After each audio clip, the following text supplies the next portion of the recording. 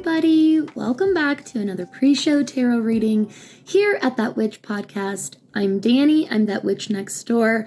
I'm going to be your tarot reader today. You do not want to miss these next few very, very important, very valuable episodes here on That Witch Podcast. Today is going to be part 1 of 2.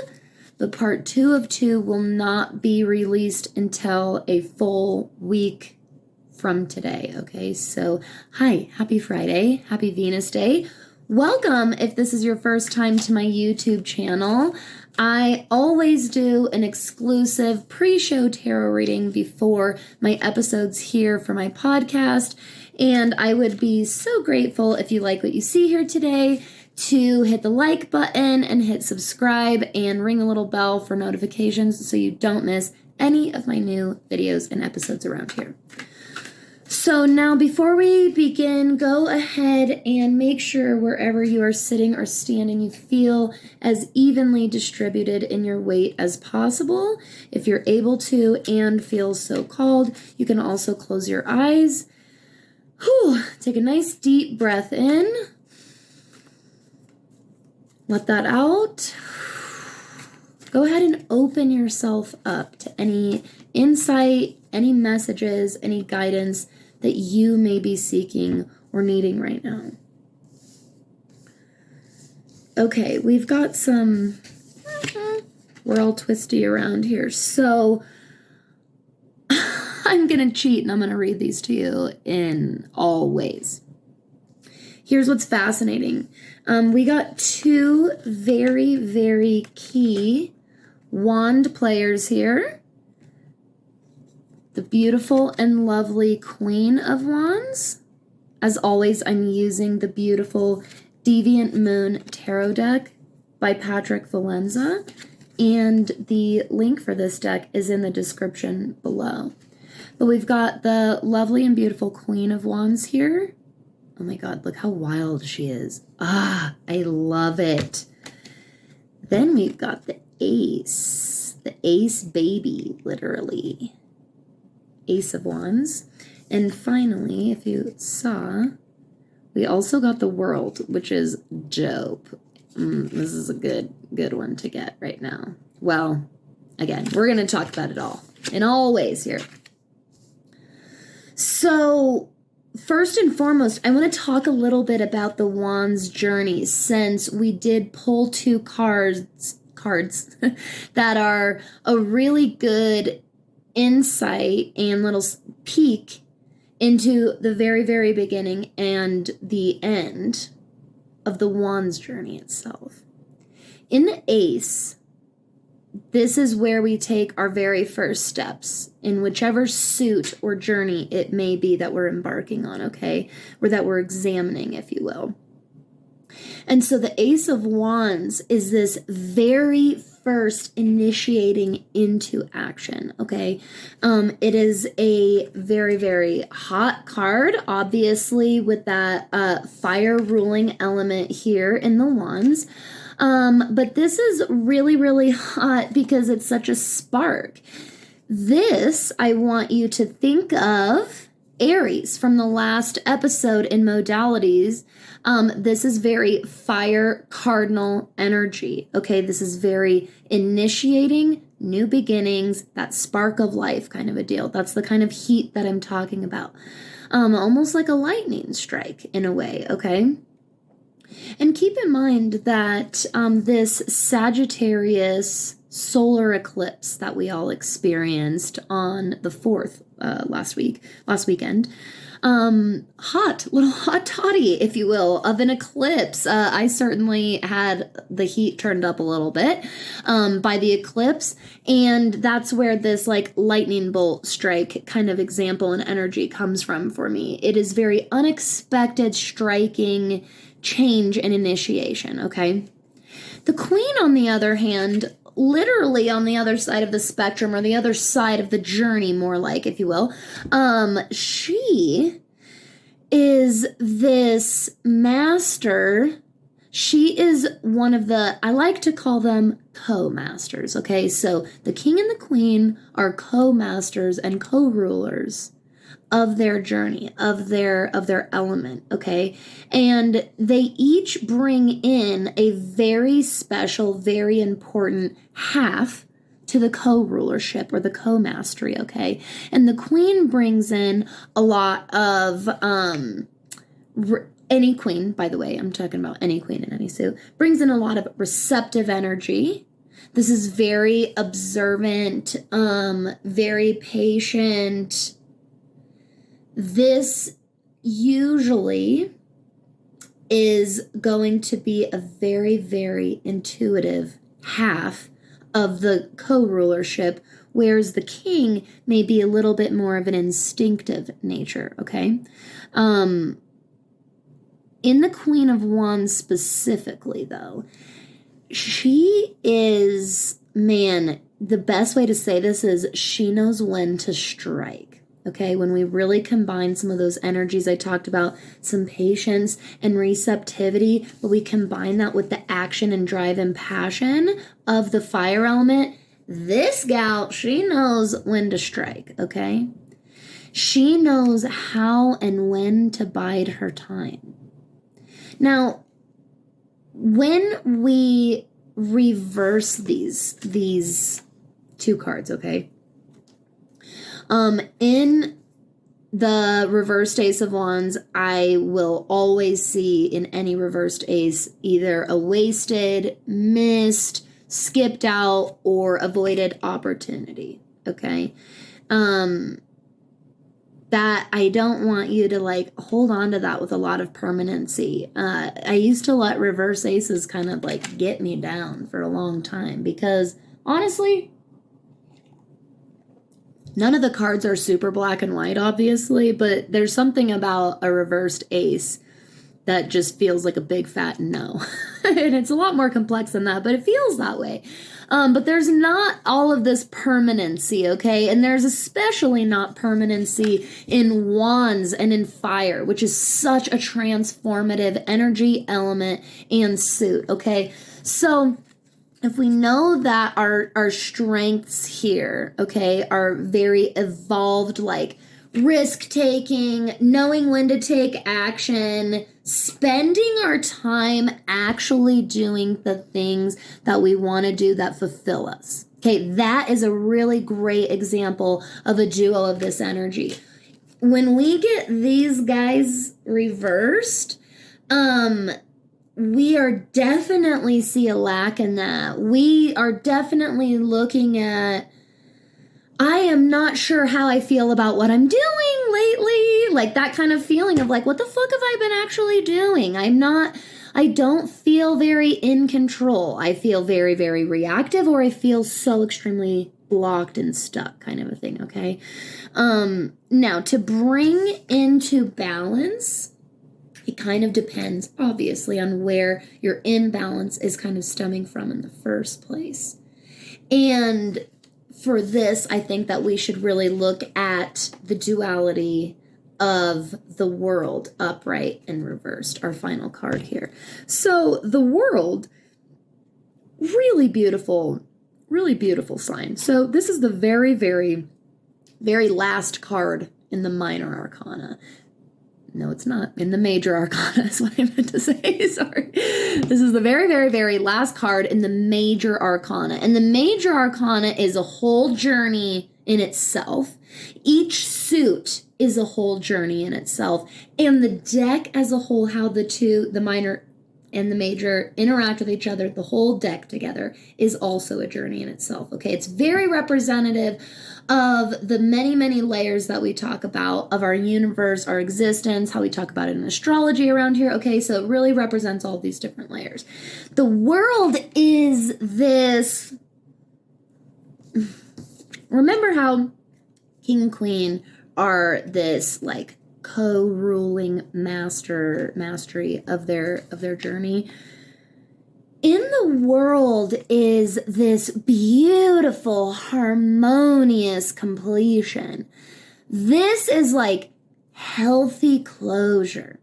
This is like gently and like with that nice, satisfied little smirk on your face, shutting the last page of a book. You know what I mean? Like that's what the world upright is to me.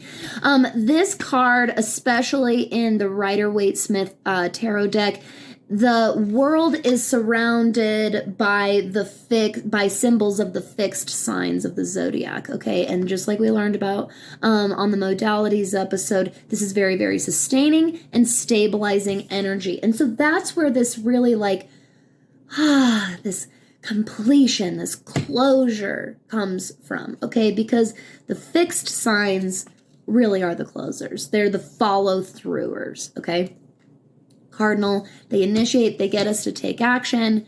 Mutable helps us adapt, to the twists and turns. They also help expand our learning. That's where this mutable kind of moving energy comes from. Fixed is stabilizing and therefore the completer, okay? And that's really why we see this energy in the world. When this card is in reverse, we've got some loose ends here, folks. We've got some loose ends open. And I know you already know that because I automatically know what my loose ends are that are out there flopping around. Now, as we talked about in the last pre-show tarot reading, I'm pretty sure it was the last one,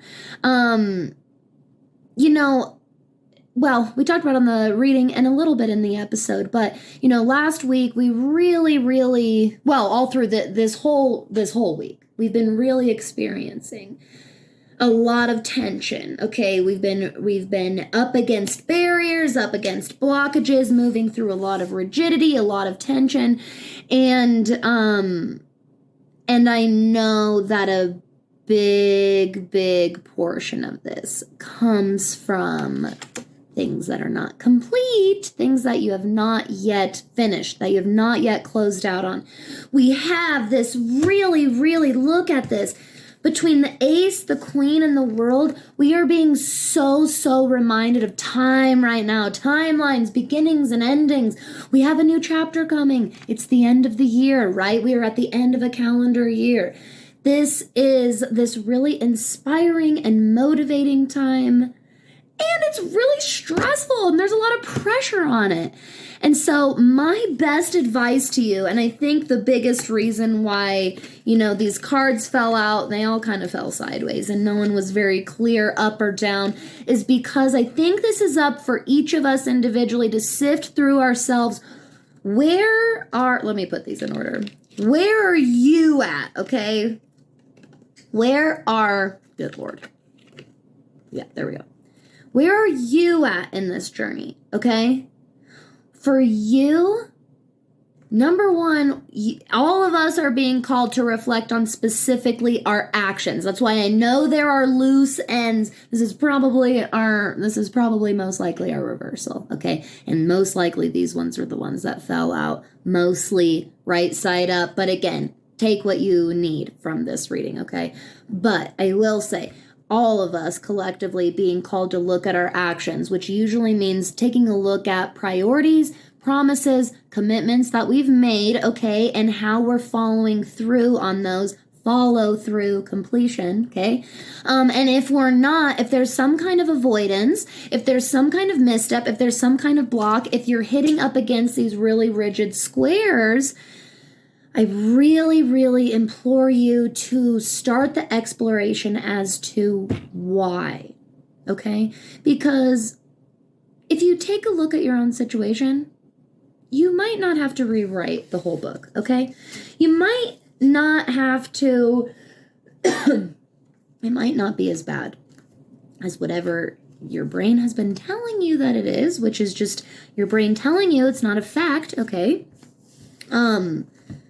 You might see that once you just explore this, that you have the strength and the wherewithal, honestly, and the time, actions, and the time to really follow through with whatever this is and just face it and follow through with it in whatever capacity that might mean. But the more you keep, letting this block you, yeah, it's building and I know you can finish it. So let us really take this reading with us into the end of the year here and choose our actions and our time, which is our most valuable and precious gift.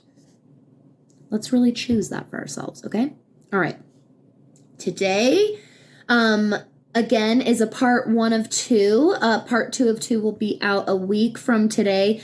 In between that time, this coming Tuesday on December 14th, I'm doing a very special all about Yule episode with one of my most favorite witches in the world. So today, Tuesday, next Friday, lots of great witchy cosmic education around here. Classes in session. You will probably want to take notes for this one. Let's get after it.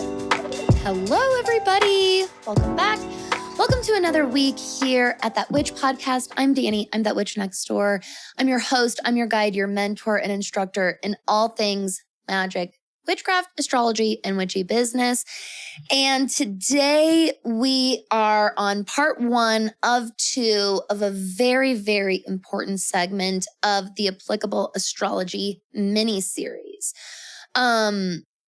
I think that this area of study in astrology, the degrees and aspects, is where people sort of stop, hit a wall, and run for the hills. And it doesn't have to be scary. So I'm really, really, really excited to start talking about this today. But before we begin, a few things I do want to mention to all of you today. Hi, happy Venus Day. Happy Friday. How are you doing?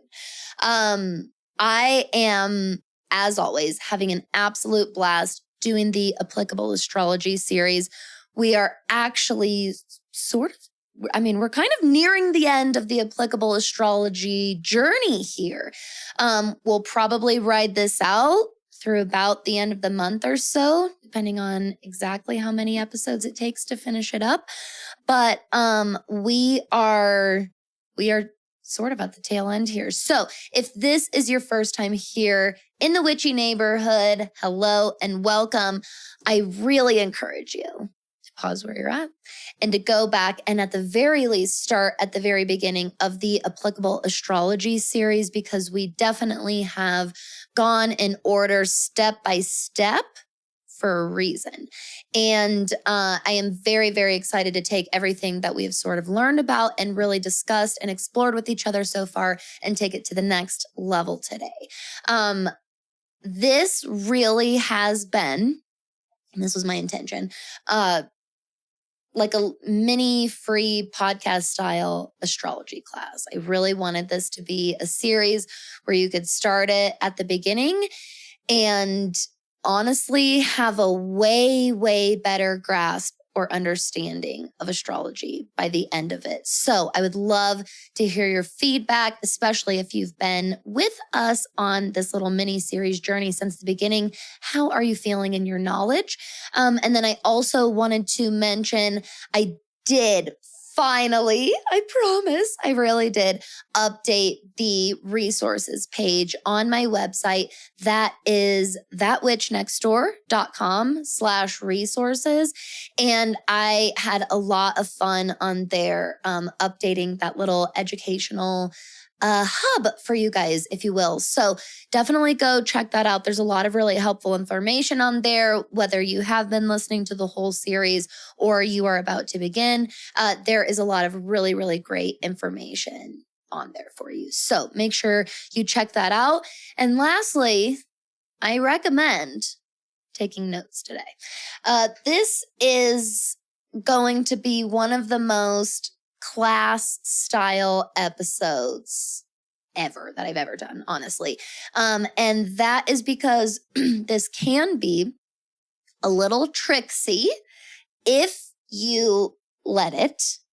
But if you take your time and you go piece by piece and you go step by step, really just to having even just a base level understanding of degrees and aspects in astrology, it will take your understanding of overall astrology and therefore your application of it in your life to all new heights. That I can promise you.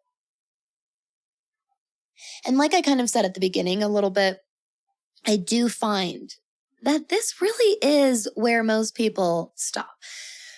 I think that they buy some astrology books, and,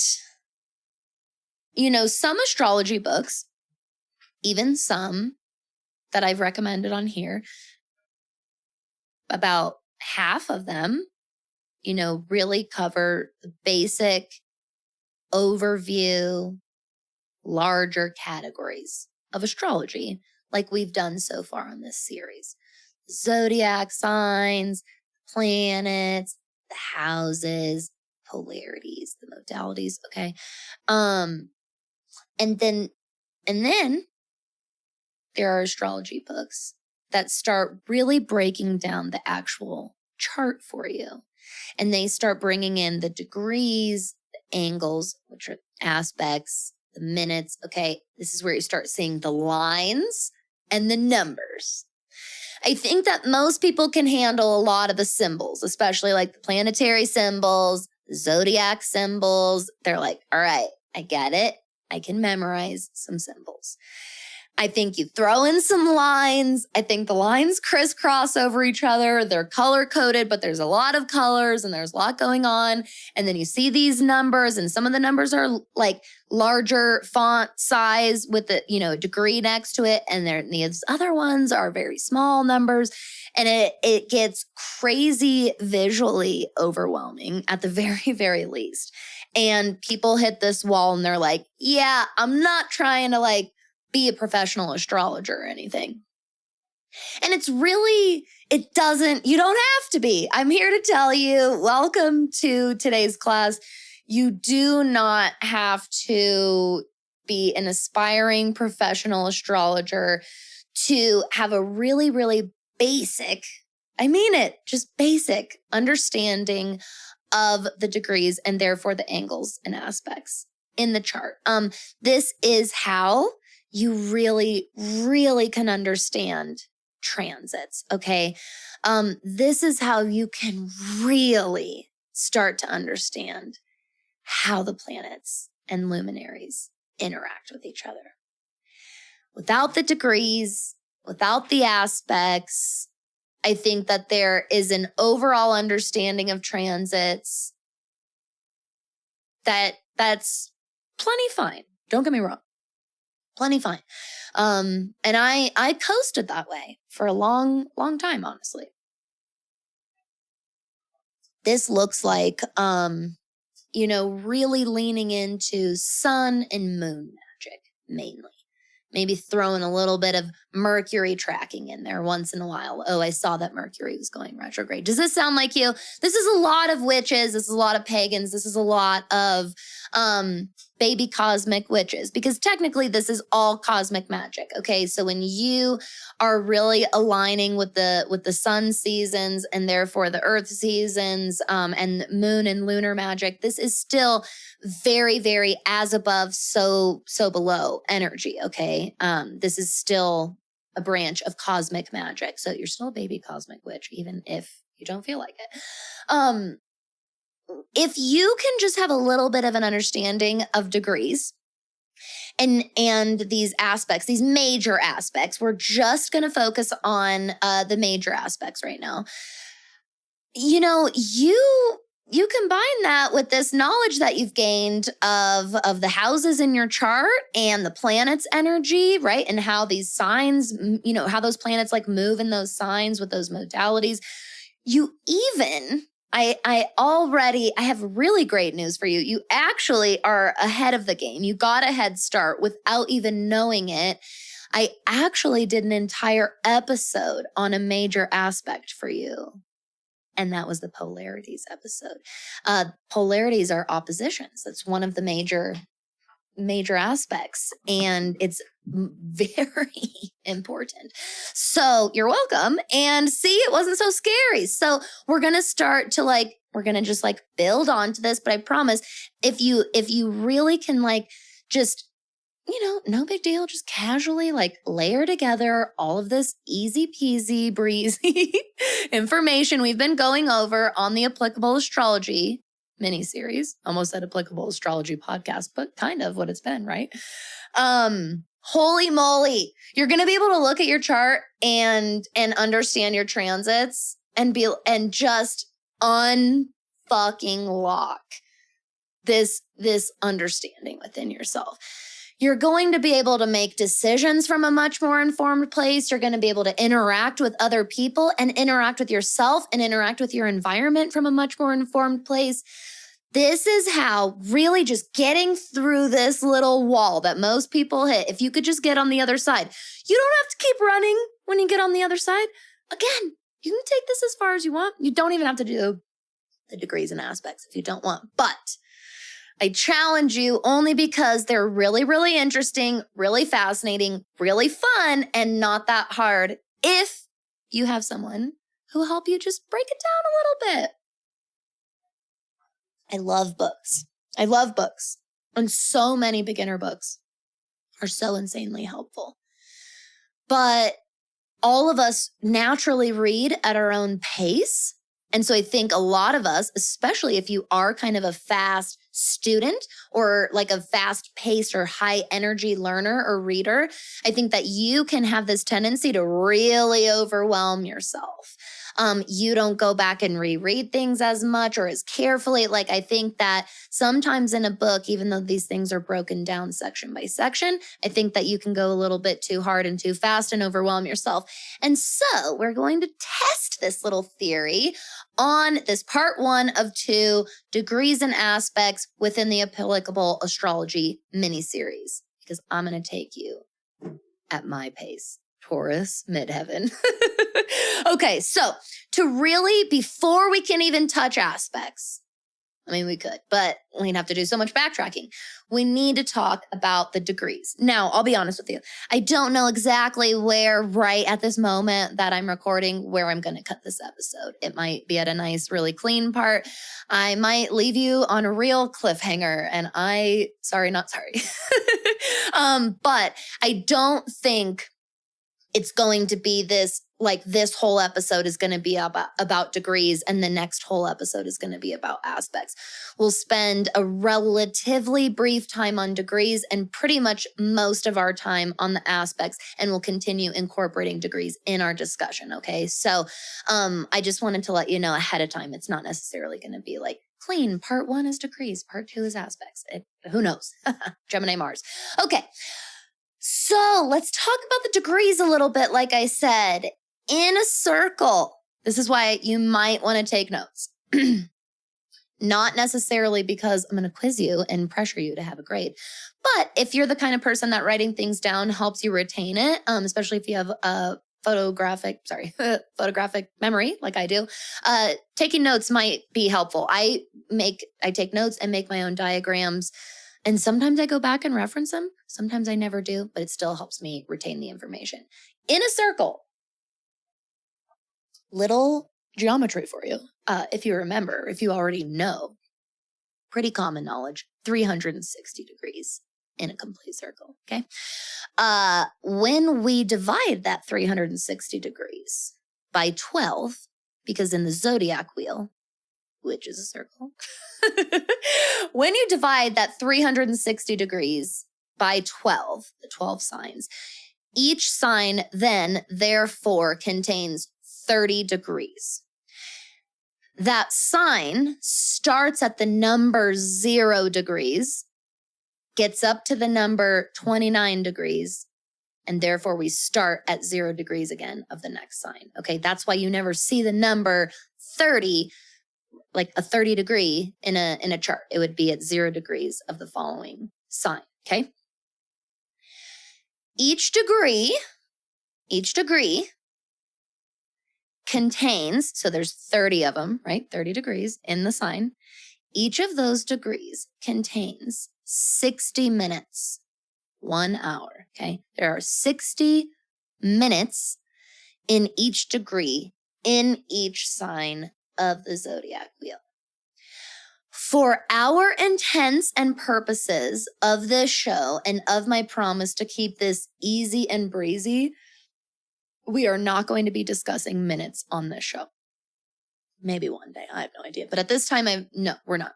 Okay? It's not happening. Do you like that? It's not happening. Don't even think about it. It's just, we're just gonna take little bite-sized pieces at a time. I will tell you that if you are just in love with astrology and you can't get enough and you just want to keep learning more and more, I really want you to go put your name on the wait list for that witch school, okay? Because that really is a huge reason why I'm starting the school in the first place. There are going to be very detailed classes and curriculum, okay? So that's really where we're going to be going in depth. On the show, we're easy, we're breezy. You can take astrology on the go, okay? And for that reason, don't think about the minutes. The reason I brought it up is because if you've been practicing, and I really hope that you have been, in the chart, when you're looking at your natal chart, let me just show you. You will see, because I'm on YouTube. Remember, don't forget, get over to my YouTube channel, like and subscribe. I would really appreciate that. It's very visual. It's very handy. And the pre-show tarot reading today, it was really good advice for the end of the year. Get over there. Okay, now when you're looking at your chart, I hope that you've been practicing. You'll notice that each placement, let's see if I can get this to focus, each placement shows the degree, and it shows it's usually a smaller font size, depending on the app or the software, the website that you're using. The minutes, okay, the minute mark. The degrees have a little symbol of degree, the little circle. That means degrees. The minutes usually are marked by what looks like a little apostrophe, okay? In my Honeycomb Personal Astrological Almanac that I'm showing you right now on YouTube, they are the same font size. So let's see here. This is my solar return chart. Those random placement that I'm looking at is the asteroid Ceres retrograde 10 degrees 44 minutes of Gemini in my 4th house, okay? And I want you to just not worry at the moment about that 44 minutes mark. Know for now that the minute mark is what we use to tell how far a sign has moved through or progressed through a sign, okay? It's yet another layer and measuring tool for astrologers, okay? The degrees, on the other hand, I am going to give you my personal interpretation and the way I use degrees in astrology. This is a combination of how I was taught and how the information presents itself to me when I'm reading and when I'm studying, okay? I've included some different resources on the resources page on thatwitchnextdoor.com. But my paraphrase, if you will, is degrees can kind of give an indicator into the development of that sign.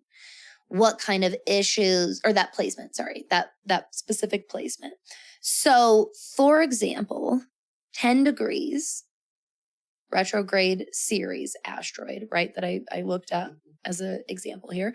10 degrees, we know that within the entire sign of Gemini, there's a total of 30 degrees. We go 0 to 29 degrees. So 10 degrees, we're a third of the way through Gemini. We're a third of the way, if you will, through our journey in Gemini. That's really how I look at this. Again, I actually kind of mentioned layers like this in the pre-show tarot reading on YouTube. So make sure you go listen to that, because it kind of indicates almost like the development or experience level of that placement. And so if we start to understand, and that's why we kind of did this in the first 3 or 4 episodes of the Applicable Astrology series, where we moved through each house and we really talked about the journey of each sign. That's exactly why I like painting that picture that way, is because then when we put a placement in that journey, in that Gemini journey, in the, in this case, is the tail end of Sorry, it's my fourth house. Yeah. I was like, did I read that sideways? Yes, I did. It's still my fourth house. It's 10 degrees into its Gemini journey in the fourth house.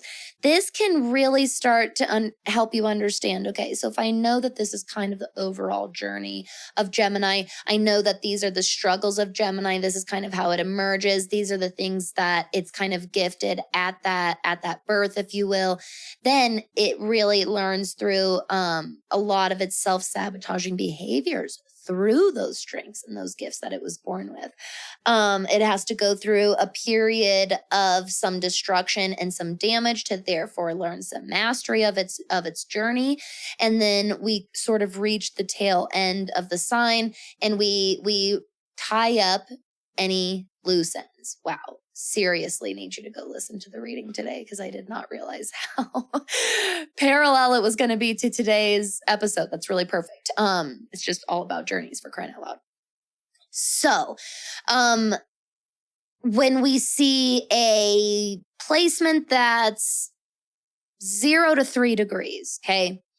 I mean, this is a freshie, okay? That's really, really how I see this energy. It's very, very pure in its actions. It's very pure in its gifts that it was given, its gifted traits of that sign, okay? But it's also very exploratory. It's very, very curious because it's new. Kind of think of it like a baby. You can sort of think of these degrees like ages. Don't use that analogy too set in stone. I like experience level a little bit better because it's a little more open-ended. I think that we have way too many solidified, like, preconceived notions and connotations about age specifically. So try not to look at them too much as ages, more of developmental levels or experience levels, okay? When we start to get to the mid numbers, okay, so, 13 to 16, 17 or so, there is sort of, in an age way, a little bit of a teenager aspect here. This is this intermediate level. This is this level of kind of being in the thick of it. You know what I mean? You do. I know you do. All of us have experienced this. Go look in your chart and look at any placements that you have that's in kind of a mid-ish, like teens sort of number, not like early teens. It's got to be, in the middle of the 30 degrees or so. And in the middle, I really do think of that phrase, kind of in the thick of it. So there might be a lot of struggles, of self-sabotaging cycles that sign and therefore placement particularly struggles with. Okay. So I have a 13 degree Mars placement, and my action, how I put myself into action, how I take action, how I decide things when I decide not to take action specifically. These are very big themes that I work with specifically in this life. Big focus there, where it feels like I am either like on my game or off my game. Like I'm clearly in a very educational phase of that in my Mars placement in this life. Okay. And when we start to get to the higher degrees, okay, so we start getting into, say, 24, upwards of 28 degrees, 29 degrees, we see a very, very well developed and, might I say, very comfortable, okay, like embodiment of that sign's energy. It's very set in its ways in a lot of ways. Remember how it came from being in the middle, getting through the thick of it, if you will. So it's developed a lot of roots for itself. It's gotten to know itself really well. That's a great way to say it. One thing that I have learned in my research about the higher signs is particularly in 28, specifically 29 degrees, that this energy, if you have 29 degree placements, you are experiencing the last of the challenges that you need to face in that sign in order to, complete your mastery, if you will. So we might see 29 degrees as, and the reason I say 28 is because in my readings, in my experience, I can see this. I will talk about orbs in a little bit here. None of these things are, when it comes to the interpretation of the energy, it's not crazy, set in stone. At exactly 29 degrees when the clock strikes the midnight hour. Like, it's not like that, okay? And if someone's telling you that it is, I don't know. Maybe that works for you. That doesn't really work for me. I don't see a ton of that kind of preciseness in our universe. And I think it's a little cocky of humans to think that we're that correct. Honestly, when we're such learners, obviously, of our environment. So at those higher degrees, I'm going to use this word. You can have a little bit of arrogance in that placement. This shows up for me in my Chiron placement. So I have Chiron in Cancer, 27 degrees in my 12th house. And I very, very, very much can have this energy of like, I did my healing. I did that, but I worked on it. But I did the therapy, but like I did the thing and now I'm over the hump. And if you've ever had session with me, many people I've advised on this because this really is a very, very common kind of mindset to take. And it's really a draining mindset to take. And so for higher placements, I want you to be really mindful of this energy. You can kind of burn yourself out a little bit unknowingly. Don't forget, I think that we see that higher degree, especially when you learn about degrees and you're like, 27 degrees Chiron? Well, looks like I'm tying up my problems in this life. Like, no, first of all, we have Chiron in every life. Number one, there's, you know what I mean? Like there's no escaping those things. It's a little more about just leaning into that and really remembering and reminding higher degree placements that no matter whether it's a degree of a placement in your chart, an age of a human being or something in this world or whatever it is, no matter what, we're all students. We're all always learning, which honestly poses one of my favorite questions in metaphysics and astrology specifically, and tarot, honestly. Is there truly such a thing as a master? Can you ever fully cap out, on your learning or whatever? Or are you technically always and forever a student no matter what? And therefore, when and where do we define that you are a master? I don't necessarily have an answer for you. I want you to kind of think about that. I love thinking about that. And so with that, we will kind of move on and into kind of understanding this energy of degrees, okay? There's 0 to 29 in each sign, which is a total of 30, okay? There's minutes in there, which tells us how far a placement is, but we're not going to worry about it right now.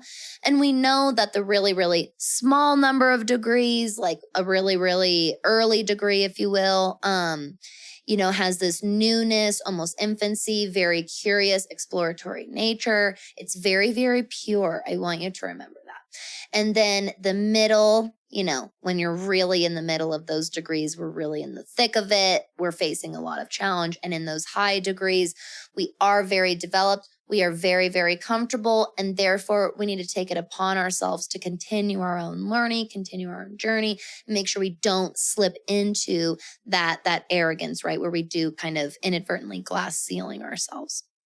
Now that we have this good understanding, let's move and make our way into the aspects. So what I'm going to leave you with today is a little talk about the yin and the yang energy, what has been very commonly referred to as the feminine and masculine, It's also been referred to as dark and light, positive and negative. There are all kinds of synonyms for these things. In this book that I've recommended to y'all many, many times, in Astrology for Yourself by Demetra George and Douglas Block, there is a wonderful section in there about the polarities with a lot of really great language, specifically keywords for these two different polarizing energies, okay? If you notice or pay attention, I really personally make it a point not to super genderify or genderize. I do not know which one of those is grammatically correct, if either. I really try not to put gender on astrology. I really try and just expand my vocabulary and my descriptor terms. And if you want to, place and categorize gender within that, totally. I just try not to use gender as the overall umbrella label term because that's so human and limiting. It can be so limiting in so many ways, okay? So I am going to use the ancient Chinese philosophers' terms of the yin and the yang, okay? And for your reference, yin has been associated with feminine energy and yang has been associated with masculine energy, okay? So we can start to understand these. These polarities are very, very important, and they are different. Listen, they are different than the polarities in the polarity episode. In the polarities episode, those are oppositions, okay? Those are signs that are directly 180 degrees opposite each other on the astrological zodiac wheel. If you look at those, every single one of them, I'm pretty sure I mentioned this in that episode, but just in case I didn't, every single one of those polarities are of the same yin or of the same yang energy, okay? Now I'm dividing this into the yin versus the yang, and they are as follows. The shorthand version is that earth and water signs are yin energy, and air and fire signs are yang energy. So yin, we also call this like receptive. It can be called passive. I want you to really try and remove your negative connotations from these words, okay? They're just think of them as opposing words. Receptive and passive, whereas yang energy has been associated with being like initiative and action oriented, okay? Action taking.